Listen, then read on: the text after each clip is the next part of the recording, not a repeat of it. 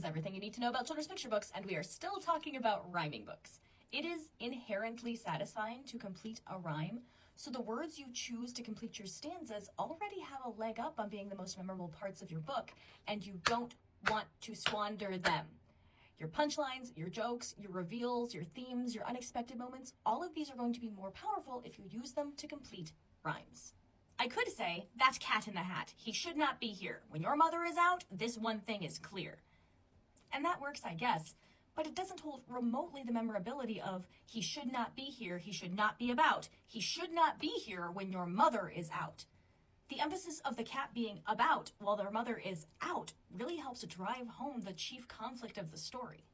Rhymes like these, especially structural ones, at the beginning, the end, at section breaks, and in repeated stanzas, can very powerfully direct a story's theme.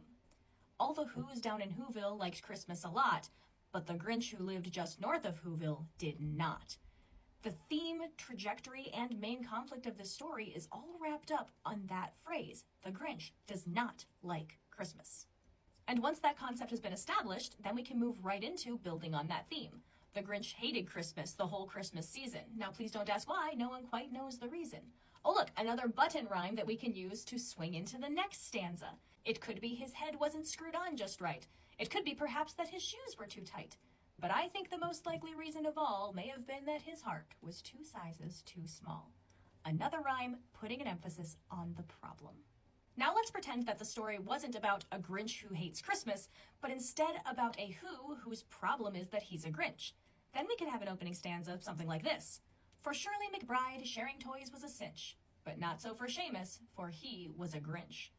Now the emphasis of the rhyme is on the concept of a Grinch, and we can use the next stanza to delve into what that means. His expression was mean with his eyebrows bent down, and his face always greenly screwed up in a frown. This use of rhymes to direct a story's theme is why I encourage actually all children's book authors to start your story at the end. Figure out what your satisfying final line will be, and everything else will fall into place much easier. And that doesn't mean you're not going to have to work at it, but if you love where you're going, you won't mind so much the work it takes to get there. Think about Casey at the Bat. You may not be able to quote the whole thing, but I'll bet you do know that this railroading poem is one long careening ride to an unforgettable ironic end. Somewhere men are laughing, somewhere children shout, but there is no joy in Mudville. Mighty Casey has struck out. Or take a look at It's Only Stanley. The final rhyme in this book is so clear and powerful, the author didn't even bother writing it in. But my personal favorite is again from one of Sandra Boynton's books, Jungle Night, which I'm not going to spoil for you, so you'll have to go experience it for yourself over on her channel.